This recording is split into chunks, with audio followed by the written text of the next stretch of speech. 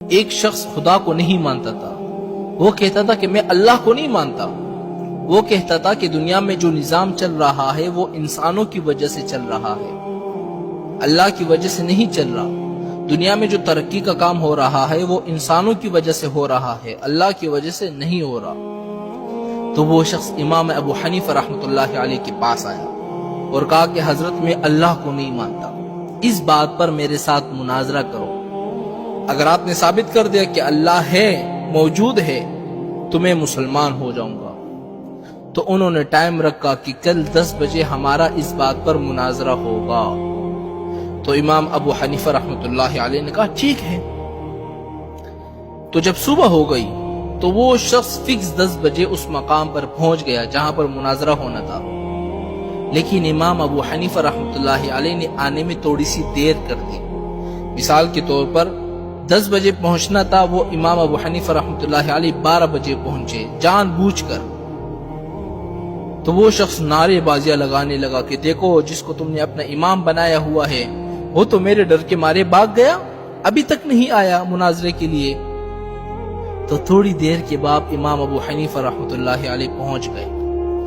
تو اس شخص نے کہا کہ امام صاحب آپ اتنے لیٹ کیوں ہو گئے؟ تو امام ابو حنیفہ رحمۃ اللہ علیہ نے کہا کہ میری بات سنو، کہ جس جگہ سے میں آتا ہوں یہاں تک راستے میں ایک دریا پڑتی ہے۔ تو جب میں دریا کے پاس پہنچا میں نے وہاں دیکھا کہ ساری کشتیاں جا چکی ہے، اب میں یہاں پر کیسے پہنچتا؟ تو میں نے اللہ سے دعائیں کی، اللہ کے سامنے گڑ گڑایا، اللہ کے سامنے رویا۔ تو پھر میں نے کیا دیکھا کہ ایک درخت خود بخود کٹ رہا ہے، خود بخود کشتی کی شکل اختیار کر رہا ہے، خود بخود میرے سامنے کشتی تیار ہو رہی ہے، میخیں لگ رہے ہیں اور ایک کشتی کی شکل میں تیار ہو کر میرے سامنے آ گئی۔ تو میں اس میں بیٹھ کر پھر یہاں پہنچ گیا۔ تو وہ شخص کہنے لگا کہ یہ تو پاگل نہیں ہو گیا، ایسا بھی ہو سکتا ہے کہ ایک درخت خود بخود کٹ جائے، خود بخود کشتی کی شکل اختیار کر لے، خود بخود اس میں میخیں لگتے رہے، خود بخود آپ کے سامنے آ جائے، یہ سے ہو سکتا ہے؟ تو امام ابو حنیفہ رحمۃ اللہ علیہ نے فرمایا کہ جب یہ چیز نہیں ہو سکتی تو مجھے یہ بتاؤ کہ دنیا کا نظام کیا خود بخود چل پڑا؟ اس کو بھی بنانے والا کوئی ہے نا۔ تو وہ شخص بالکل لاجواب ہو گیا، چپ ہو گیا۔ تو شخص نے کہا کہ امام صاحب چلو میں آپ کی یہ بات مان لیتا ہوں، مجھے یہ بتاؤ کہ اللہ اس وقت کہاں پر ہے؟ تو امام ابو حنیفہ رحمۃ اللہ علیہ نے فرمایا ٹھیک ہے میں بات کو ثابت کرتا ہوں کہ اللہ اس وقت کہاں پر ہے، میں بتاتا ہوں۔ آپ نے فرمایا کہ ایک دودھ کا کٹورا منگواؤ۔ دودھ کا کٹورا منگوایا گیا۔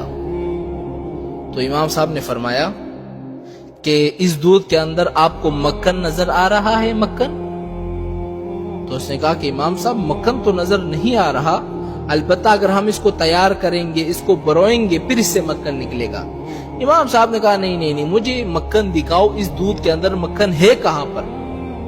تو شخص نے کہا کہ مکھن تو ہے نہیں، لیکن جب اس کو تیار کیا جائے گا تب مکھن نکلے گا، مکھن اسی دودھ سے نکلتا ہے نا میرے بھائیوں۔ تو امام صاحب نے کہا کہ نہیں مجھے مکھن دکھاؤ۔ اس نے کہا مکھن تو فی الحال نظر نہیں آ رہا۔ تو امام صاحب نے فرمایا کہ جب تم اس مجازی چیز کو نہیں دیکھ سکتے تو تم اس حقیقی خدا کو کیسے دیکھ پاؤ گے؟ وہ شخص بالکل چپ ہو گیا، لاجواب ہو گیا۔ تو شخص نے ایک پھر سوال کیا، چلو آخری سوال امام صاحب، پھر اس کے بعد میں مسلمان ہو جاتا ہوں، اللہ کا رخ اس وقت کہاں پر ہے؟ تو امام صاحب نے فرمایا کہ چلو ایک موم بتی منگواؤ۔ موم بتی منگوائی گئی، آپ نے فرمایا اس کو جلاؤ۔ جب جلائی گئی تو امام صاحب نے فرمایا کہ اس کی روشنی کس طرف ہے؟ جب موم بتی کو بندہ چلاتا ہے تو چاروں طرف روشنی ہو جاتی ہے نا۔ تو شخص نے کہا روشنی تو چاروں طرف ہے۔ تو امام صاحب نے فرمایا کہ اسی طرح بس اللہ بھی ہر جگہ موجود ہے، ہر جگہ دیکھ رہا ہے۔